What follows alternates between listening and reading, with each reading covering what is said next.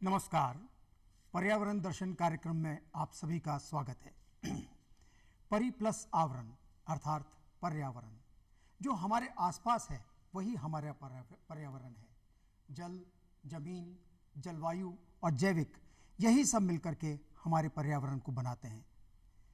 ईश्वर ने हमें बनाया है और हम भी उन्हीं 5 तत्वों से बने हैं जिनसे भगवान बना है।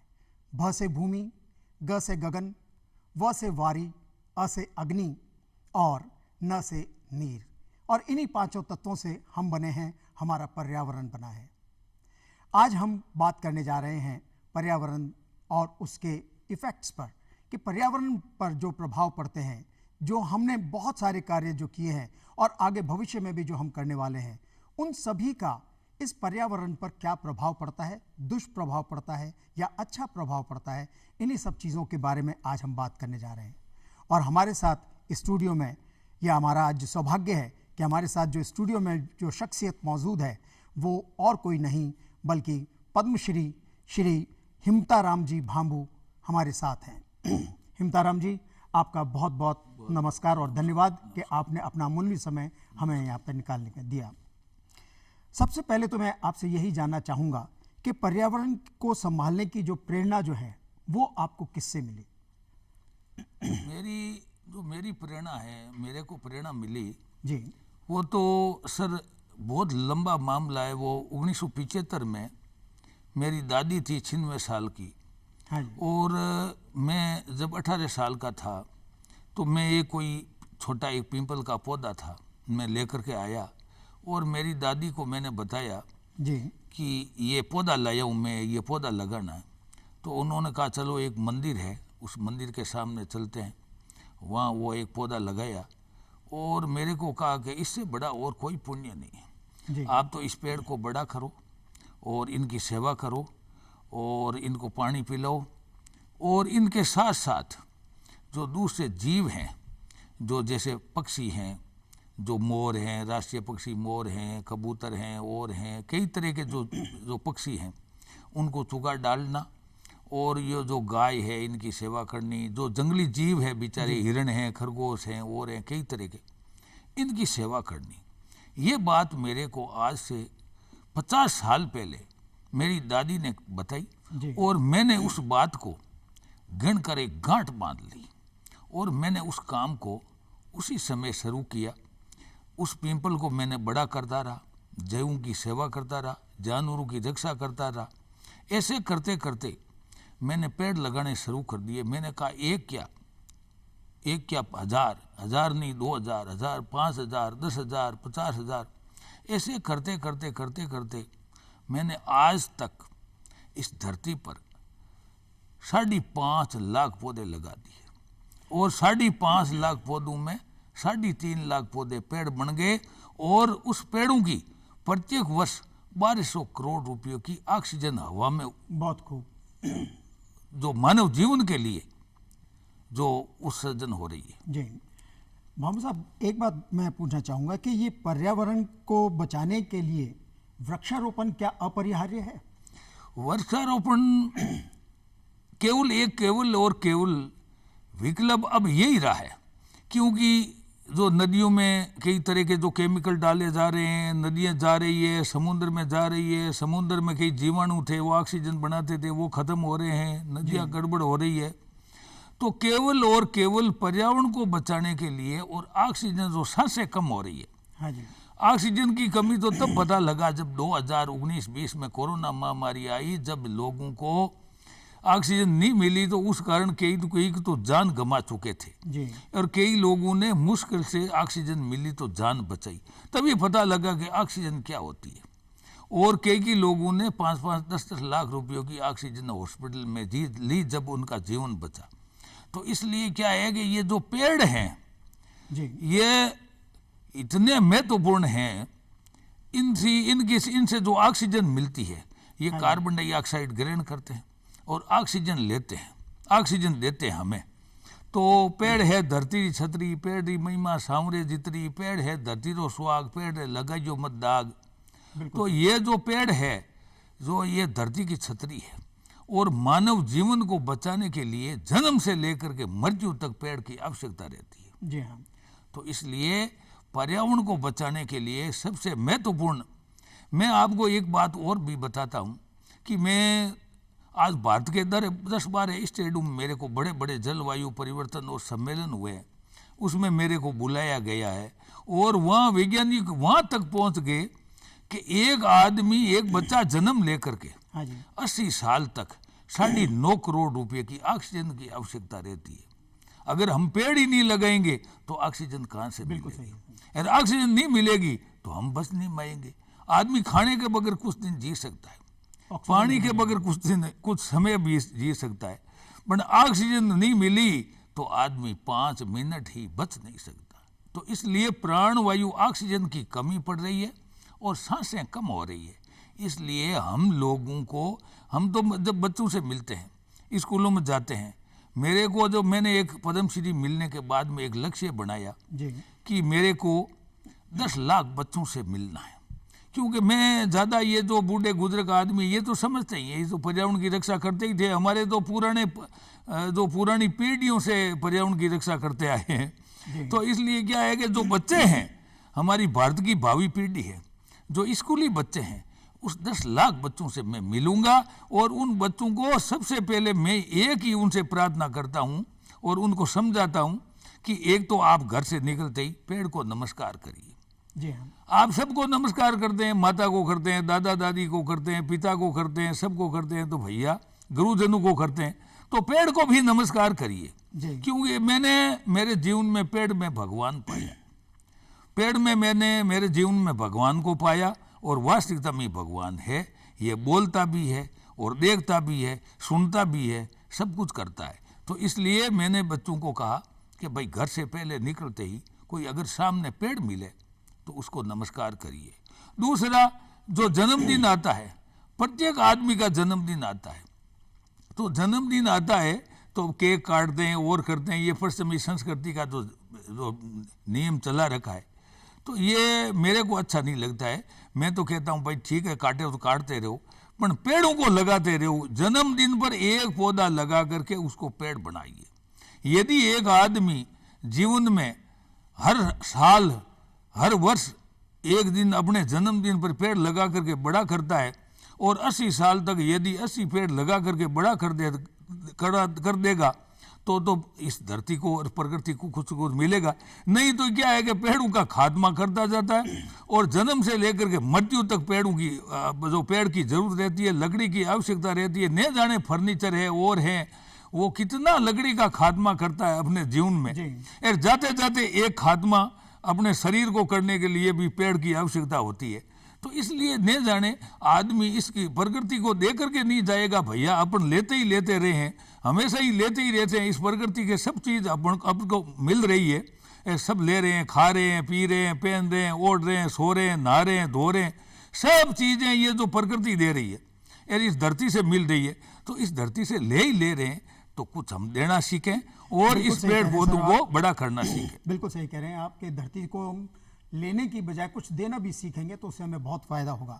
दोस्तों, जो हम आज बात कर रहे हैं, हमारे साथ जो मौजूद हैं पद्मश्री श्री हिमता राम जी भांबू, इनके अगर अवार्ड्स की अगर हम चर्चा करें तो 700 से अधिक अवार्ड्स इनको मिल चुके हैं, जिनमें भारत के जो सर्वोच्च उन पुरस्कारों में से एक पद्मश्री पुरस्कार जो है, उनके अलावा भी इन्हें संत कबीर कोहिनूर अवार्ड मिला है 2022 में, अमृता देवी बिश्नोई पुरस्कार मिला है 2003 में, राजस्थान गौरव सम्मान मिला है 2000 में, और इस तरह के न जाने कितने अवार्ड्स इनको मिल चुके हैं। हिमता राम जी, हम सबसे पहले आपसे यही जानना चाहेंगे इसमें साथ साथ कि ये जो आपकी जो एक इच्छा है कि पर्यावरण को दुरुस्त करने के लिए पेड़ों का उगाना बहुत ज़रूरी है, इसके साथ साथ आप पेड़ों के उगाने के साथ साथ और क्या करना चाहते हैं?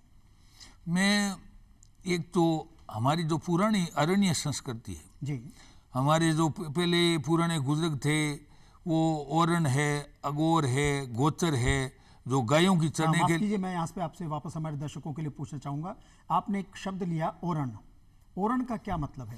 ओरण हमारे जो आज से कई सालों, वही 1000 सालों पहले देवताओं के नाम एक ओरण रखते थे, जो जहाँ देवता विचरण करते थे। हाँ जहाँ जानवर विचरण करते थे, वन्य जीव विचरण करते थे, जी। और देवताओं का देववन, उनका नाम था देववन, और उनको ओरण कहते थे। हाँ अरण्य, जी। अरण्य हमारी जो अरण्य संस्कृति है जी।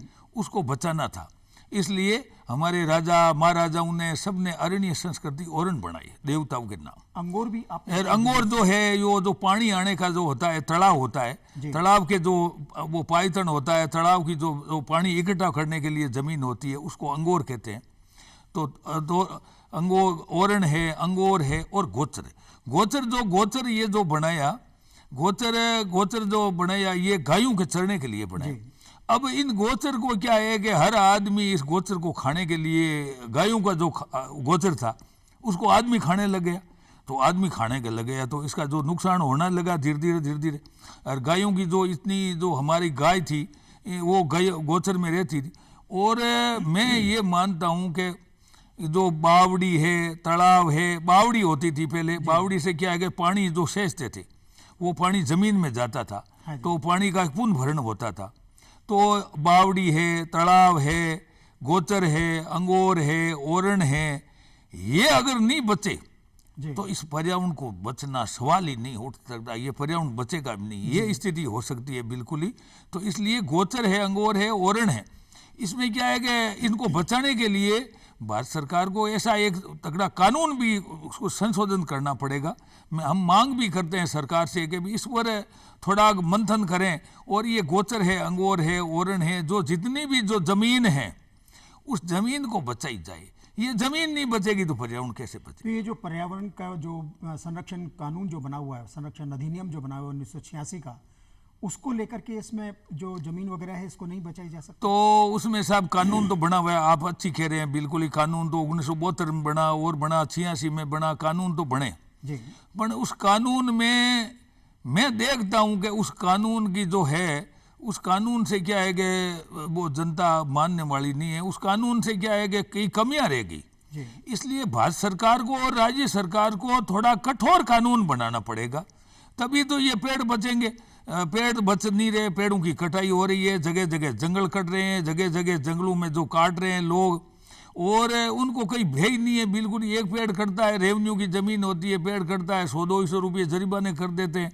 और न जाने एक पेड़ की जिंदगी, आदमी की जिंदगी तो 80 साल 90 साल की है, न जाने एक पेड़ की जिंदगी, एक पीपल की जिंदगी 700 साल, एक वट वर्ष की, उनको तो कोई काटता ही नहीं ऐसा, वो धार्मिक पेड़ है। पर हमारे राज्य वर्ष खेजड़ी के पेड़ हैं, उन पेड़ों की कटाई होती है, उनको भी 300 साल 400 साल की उसकी उम्र है, उनको 5 मिनट में काट करके उसको खात्मा कर दिया जाता है। तब तो ये तो क्या है, प्रकृति तो माफ नहीं करेगी। तो इसलिए कि इस कानून में थोड़ी, आप जो कानून की बात करें, कानून में कमियां रहेगी, कानून को तो और बनाना पड़ेगा, सख्त बनाना पड़ेगा, तभी तो हमारा पर्यावरण बचेगा। नहीं तो ये मामला क्या है कि आने वाले स्थिति में जो स्थिति बड़ी खतरनाक हो सकती है, और हमारे जो मानव जीवन के लिए और प्राणी मात्र के लिए गंभीर परिणाम भोगने होंगे। तो दोस्तों, ये बात तो बिल्कुल सही है कि भयभीत न होए प्राण प्रिय होए गोसाई, यानी कि अगर भय नहीं है तो उसके बिना प्रीत का होना संभव नहीं है। लेकिन उसके साथ साथ ये भी संभव है कि यदि हमारे युवाओं में कुछ जागरण किया जाए तो उस जागृति के कारण भी उनको कुछ ये समझ में आ सकती है कि पर्यावरण के लिए हमारे वृक्षारोपण और वो दूसरी चीज़ें कैसे ज़रूरी हैं। भामू साहब, यही मैं आपसे जानना चाहूँगा कि पर्यावरण को बचाने के लिए आप जितने भी ये जो कैंपेन्स वगैरह करते हैं, इसमें कौन से लोगों का एक वर्ग जो है वो आप चाहते हैं कि उसमें पार्टिसिपेट करे? मैं वर्ग वही चाहता हूँ कि हमारे जो बूढ़े गुजरक आदमी हैं जी, जो बूढ़े 70 साल 80 साल 90 साल, उन्होंने पर्यावरण को खूब बचाया। पर्यावरण को क्या बचाया, हमारा जो नागौर जिला है राजस्थान में जी, नागौर जिले में आज से 572 साल पहले गुरु जम्बेश्वर भगवान ने अवतार लिया, और उन्होंने 29 नियम की एक आचार संहिता बनाई जी, और उस नियम में ये बता दिया था आज से 572 साल पहले कि ये पेड़ है इनको बचाया जाए, ये इनका जो काटता है इनका विरोध करिए, और ये जो जंगली जीव है बेचारे जिनके पास कोई अधिकार नहीं है और वो मुंह से बोल नहीं सकते, मूक हैं, इनकी रक्षा करिए। ये बात गुरु जम्बेश्वर भगवान ने अपने नियमों में बताई, और उस नियमों को धारण करते हुए जो आज से 350 साल पहले जोधपुर के पास एक खेजरली गांव है, जी हाँ, वहाँ एक बलिदान की घटना घटित हुई जिसमें अमृता देवी बिश्नोई, उनकी अगुवाई में उन्होंने पेड़ को पकड़ लिया। राजा के जो सिपाही आए पेड़ को काटने लगे और उनके चूना पकाना था और वो बड़े बड़े जो बिल्डिंग खड़े करने थे, बड़ा बड़ा जो किला बनाना था, तो वो काटने लगे। तो उन्होंने कहा भाई हमारे तो जम गरु की आड़ है यार, ये आप पेड़ मत काटो। तो उन्होंने क्या है कि वो पेड़ को, अमृता देवी ने पेड़ को पकड़ लिया, फिर उनकी दोनों बेटियों ने पकड़ लिया, फिर और दूसरे लोग पकड़ते गए। ऐसे करते करते उन्होंने कहा दाम लिया दाग लगे टकोन देवन दान और सिर सटे रू करे, सिर साटे रू करे तो भी सस्तो जान और जम गरु की आण, हमारे जो गुरु महाराज की आण है हम नहीं काटने देंगे। ऐसे करते करते 363 लोगों ने पेड़ों के लिए बलिदान दे दिया। ऐसी घटना पूरे विश्व पटल पर हमारे राजस्थान के जोधपुर जिले में हुई, वही 350 साल पहले। तो इसलिए क्या है कि हम लोगों ने जो ये जो पर्यावरण के लिए जो मुद्दा है, अब क्या है कि जो पुराने गुजर का आदमी तो बहुत समझते थे, गायों की रक्षा करते थे, गोचर की रक्षा करते थे, गोचर अंगोर की रक्षा करते थे, ओरण की रक्षा करते थे, सब करते थे और आज भी करते हैं। अब जो युवा पीढ़ी है, जो स्कूलों में जो पढ़ते हैं बच्चे हैं, जो मैंने एक प्रण लिया कि जो 72,000 बच्चों से मैं मिल चुका हूँ स्कूलों में जाकर के, और युवा पीढ़ी को सावधान करने की आवश्यकता है। भारत की भावी पीढ़ी है और युवा पीढ़ी को पर्यावरण के लिए जो जागरूक करेंगे और जन्मदिन पर प्रत्येक बच्चा प्रत्येक वर्ष एक पेड़ लगाएगा, तो ऐसे पेड़ लगते जाएंगे तो बहुत जागरूकता आ जाएगी, तो पेड़ ही पेड़ हो जाएंगे और पर्यावरण की रक्षा होगी। तो इसलिए हमने जो आप बता रहे हो, इसके लिए हमने बच्चों को निर्धारित किया है, जो स्कूलों में जा करके हजारों बच्चों से मिलना है और उनको जागृति पैदा करनी है। ये बिल्कुल सही बात है, क्योंकि भारत इस समय सबसे अधिक युवाओं का देश है और इस समय अगर युवाओं ने ये ठान लिया कि जिस दिन हमारा जन्मदिन होगा उस दिन अगर हम एक पेड़ उगाएंगे तो कई करोड़ों पेड़ जो हैं वो हमारे देश में उग सकते हैं। और एक पेड़ जो है वो, जैसा कि अभी भामू साहब ने भी बताया, कि वो इतनी ऑक्सीजन देता है जिससे कि हम आने वाले कई वर्षों तक जो है वो जिंदा रह सकते हैं उस पेड़ के निर्भरता पर, उस पेड़ के ऊपर। भामू साहब, पॉलीथीन और कार्बन ये वापस एक दो ऐसे तत्व हैं जो कि पर्यावरण को पूरी तरह से तहस नहस करने में लगे हुए हैं। तो ये तो सक्सेना साहब आपने बताया कि जो ये पॉलीथीन है जी, ये तो पर्यावरण का सबसे बड़ा दुश्मन है। मैंने देखा है ये बायोडिग्रेडेबल नहीं है। तो ये क्या है कि इससे क्या है कि जो लोग, भारत सरकार ने या राज्य सरकार ने कानून भी बना रखा है, हाँ जी, पर आम जनता की भावना जागृत होनी चाहिए। इसे न जाने कितनी बीमारियां फैलती है। अब लोग क्या है, पॉलीथीन को लेकर ले जा करके डाल देते हैं, नालियों में फंस जाता है, नालियों में पानी इकट्ठा होता है और वहाँ मलेरिया डेंगू जैसे मच्छर पैदा होकर के आदमी को काटते हैं और न जाने क्या स्थिति होती है। और दूसरी चीज़ क्या है कि लोग सब्जियां ले जाके, सब्जी हो जो बची हुई सब्जी उसमें डाल करके बाहर फेंक देते हैं और फिर उसमें पशु खाते हैं। और पशु क्या है कि वो पेट में जाती है और कई पशु तो मर भी जाते हैं वो पेट में थैलियाँ इकट्ठी होकर के। तो वो बेचारे वो तो मूक हैं, उनको पता है नहीं। तो इसलिए दूसरी चीज़ ये जो ज़मीन का नुकसान कर रही है, इतना पॉलीथीन का मामला है कि इससे जो बहुत बड़ा पर्यावरण का दुश्मन है। और हमने तो क्या है कि एक थैली है, थैली पर लिखा है कि कपड़े की थैली और मेरी सहेली, बहुत अच्छे, ऐसे नारा लगाते हैं। और स्कूलों में जा करके बच्चों को कहते हैं कि भाई आप जब कोई सब्जी लाने जाओ या कोई चीज़ लेने जाओ, बाजार में कोई चीज़ लेते हो, तो आप पॉलीथीन का विरोध करो और पॉलीथीन से दूर रहो और पॉलीथीन को बंद करो, तभी जाकर के हमारे जो ये पर्यावरण की रक्षा होगी। नहीं तो ये पर्यावरण के लिए तो ये पॉलीथीन तो अब तो इतना हो गया, आकाश में भी पॉलीथीन हो रहा है और भी हो रहा है, पानी में भी पॉलीथीन जा रहा है, नदियों में भी जा रहा है।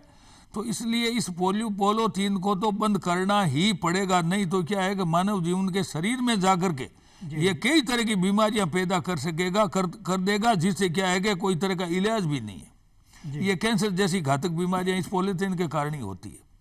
तो इसलिए मैं तो सबसे अपील करता हूं कि भी ये पॉलीथीन से दूर हो जाएं और इसको बंद कर दें बिल्कुल ही, और इसकी शपथ ले लें। बिल्कुल सही कह रहे हैं आप। तो युवाओं के साथ भी हम यही सजेस्ट करना चाहेंगे, युवाओं को भी यही कहना चाहेंगे कि आप स्वयं जब तक जागरूक नहीं होंगे तब तक वो सरकार किसी भी तरह का कोई भी स्टेप उठा ले तब तक वो सक्सेसफुल नहीं हो सकता जब तक कि आपकी जागरूकता नहीं होगी। इसलिए आज से ही इस बात का प्रण करें कि हम पॉलीथीन का यूज़ पूरी तरह से खत्म कर देंगे और पॉलीथीन को हमारे जीवन से हटा देंगे। यही चीज़ एक और देखने में आ रही है साहब कि हमारे जो स्टील प्लांट्स जो हैं, लोहे को स्टील में बनाने के लिए उसमें से कार्बन का उत्सर्जन करवाया जाता है और जब कार्बन उत्सर्जित होती है तो वो वातावरण को और दूषित करती है। तो उसको कार्बन को एब्जॉर्ब करने के लिए, जैसा अभी आपने बताया कि जो पेड़ जो हैं वो बहुत कारगर होते हैं, तो जैसे जैसे वृक्षारोपण करेंगे वैसे वैसे पेड़ जो हैं वो कार्बन को अवशोषित करके और ऑक्सीजन का उत्सर्जन करेंगे। आपने अब तक जितने भी पेड़ लगाए उससे शायद अभी आपने बताया भी था कि कितने करोड़ रुपए की ऑक्सीजन बन सकती है। मेरा वैज्ञानिकों के शोध के अनुसार ये तो पक्का फाइनल है जी। पूरे इंडिया में अखबारों में और मैगजीनों में छप चुका है। हाँ जी। मेरे जीवन में एक पेड़ से एक पिंपल से शुरू हुआ जी। और एक पिंपल से शुरू हुआ और फिर ऐसा जुनून हुआ, मेरे को कई कठिनाइयाँ भोगनी पड़ी। कई लोग ऐसे बताते पागल है, ऐसे ही रूंगड़ा लिया फिरे, ऐसे ही बांटता फिरता है, ऐसे पेड़ लगाता फिरता है, ऐसे पागल है। पर ऐसा हुआ धीरे धीरे करते करते करते गए। मैंने एक एक पेड़ का आंकलन रखा,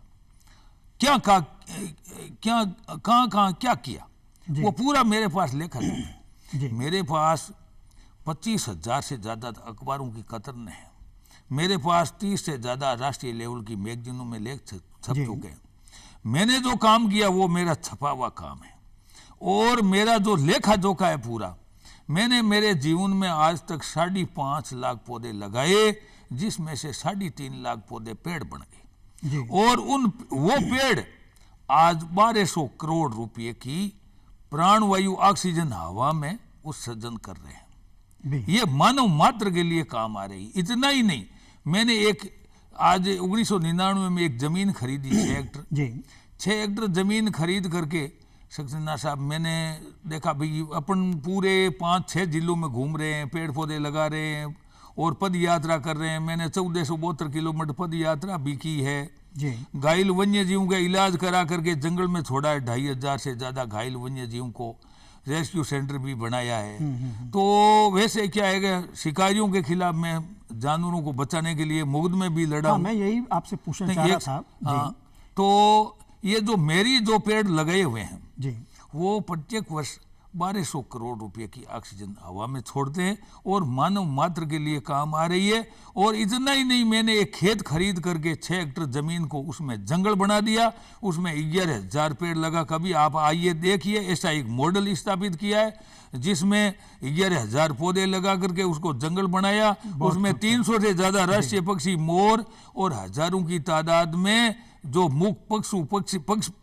पक्षी हैं विचरण करते हैं। हर रोज 20 किलो उस जानवर को चुगा डालता हूँ, भोजन करवाता हूँ जानवरों को। और उसमें इतना ही नहीं, वो जो रेंगने वाले जीव भी हैं, जो सांप है, गोइडा है, गोपाट है, नेवला है, ये जानवर भी उसमें रहते हैं। चारों तरफ बाढ़ है, एक ऐसा टापू है। ऐसा मॉडल बनाया ताकि वहाँ स्कूलें और कई तरह के लोग आते हैं, जो पूरे भारत भर के लोग, और वहाँ स्कूलें आती है, उनको पर्यावरण के, उसका नाम रखा पर्यावरण प्रशिक्षण केंद्र हरिमा।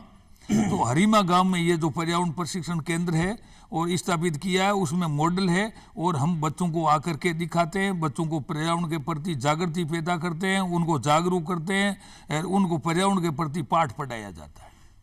दोस्तों, ये बात बहुत ज़रूरी है और भारत में वन्य जीव संरक्षण नियम 1972 में भी यही कहा गया है कि जब तक हम अपने जीवों को नहीं बचाएंगे तब तक वो साइकिल जो है वो कंप्लीट नहीं हो पाएगी, और जब तक साइकिल कंप्लीट नहीं हो पाएगी तब तक हमारा पर्यावरण जो है वो नहीं बच सकता। तो पर्यावरण को बचाने के लिए न केवल हमें जल और जैविकता ही को देखना है, बल्कि जलवायु को भी हमें साथ में लेकर के चलना है, जमीन को भी साथ में लेकर के चलना है। भामू साहब, मैं यहाँ पर आपसे वापस यही एक प्रश्न पूछना चाहूँगा कि हमारा जो युवा वर्ग है उसको आप क्या संदेश देना चाहते हैं हमारे माध्यम से? हमारे आपके जो आपने जो सवाल पूछा, युवाओं के लिए, जी तो युवाओं के लिए ही तो बहुत बड़ी आवश्यकता है। जी युवाओं के लिए ही तो क्या है कि जो हमारी भारत की जो भावी पीढ़ी है और जो भारत जो मजबूत होगा हमारा देश, हाँ जी युवाओं में जागृति पैदा होगी तभी तो मजबूत होगा। बिल्कुल और युवा अगर कोई बात को ठान लेंगे तो वो उन काम को सफल करेंगे। जी तो इसलिए युवाओं का ये संदेश है कि हम 7 जे हैं, जी 7 जे हैं उसको बचाना है। कौन हम कौन ये से? संदेश देते हैं कि एक तो जल, जल जल है तो जंगल है, जी और जंगल है तो जमीन है, जल है। जल है जंगल जंगल नहीं होगा तो जल कहाँ से आएगा? जी तो जंगल होगा, बड़े बड़े जंगल होंगे, बड़ी बड़ी जहाँ हरियाली होगी वहाँ बड़ी बड़ी खुशहाली होगी। तो जल है तो जंगल है, और जंगल है तो जल है, जी और जंगल है तो जीव है। जंगल होगा तो जीव रहेंगे, बेचारे जो सांप, गोइड़े, गोबाड़, नेवले, शेर, चीते और हिरण, भेड़िए, सब तरह सब के, रहेंगे। चिंकारा, हिरण, बिल्कुल। कृष्ण, मगर, जी। ये रहेंगे। जंगल ही नहीं होगा तो ये बेचारे कहाँ रहेंगे? और ये नहीं रहेंगे तो कड़ी टूट जाएगी, कड़ी टूट जाएगी तो मानव मात्र को नुकसान होगा। बिल्कुल सही तो इसलिए क्या है कि सब चीजों की धरती पर भगवान ने जो धरती बनाई है, ये प्रकृति की जो रचना की है, हाँ जी इस पर सबका अधिकार है। तो इसलिए जल है तो जंगल है, जंगल है तो जीव है, जीव है तो जमीन है, जमीन है तो जैविक है, जैविक है तो जलवायु है, और जलवायु है तो जीवन है। बहुत खूब साहब और एक 8वां जे और है, जी ये भी मैं तो मांग करता रहता हूं हमेशा हाँ जी कि जनसंख्या, 8वां जे जनसंख्या है। ये भी पर्यावरण को ये बोले बहुत खतरनाक है ये बिल्कुल सही कह रहे हैं आप। तो अब भारत में 142 करोड़ के लगभग जनसंख्या पहुंच गई है। तो अब क्या है कि मैं ये एक कविता लिखी है कि जनसंख्या ने रोको भाई, जी भामू साहब अरे लाख रोग री एक दवा, जी लाखों रोगों की एक ही दवा है। जनसंख्या ने रोको भाई, लाख रोग री एक दवा, जी। ये सब चीजें ही कम बढ़ जासी, पानी, धरती और हवा। बहुत खूब साहब तो आप यहाँ पे आए तो ये 142 करोड़ के लगभग पहुंच गई है, हाँ और जी। बढ़ रही है धीरे धीरे। तो इनको इसको तो भी रोकना संसाधन बहुत चाहिए। जरूरी है। बिल्कुल सही अब कह रहे हैं। सरकार क्या करे? सरकार को तो संसाधन पैदा करना पड़ता है। संसाधन ज्यादा पैदा होता है तो क्या है कि जो विनाश होता है, जी तो विकास करना पड़ता है। जब विकास करना पड़ता है तो विनाश होता है। जी। तो विकास और विनाश एक दूसरे के पूरक है। जी। तो विकास तो हो गया 1000 गुना, और विनाश हो गया 5000 गुना। जी। इसका कारण है जलवायु जी। परिवर्तन। अब जलवायु परिवर्तन का जो खामियाजा है हर आदमी को भोगना पड़ेगा। तो इसलिए ये स्थिति है। बहुत बहुत धन्यवाद भामू साहब, आप हमारे स्टूडियो में पधारे। आपने हमें बहुत सारी ऐसी जानकारियां दी जो शायद हमारे को भी पता नहीं थी। सो दोस्तों, आज हम यहीं पे समाप्त करते हैं अपना यह कार्यक्रम पर्यावरण दर्शन, और अगले सप्ताह आपसे पुनः मुलाकात होगी एक नई शख्सियत के साथ। तब तक हमें आज्ञा दें। नमस्कार। नमस्कार।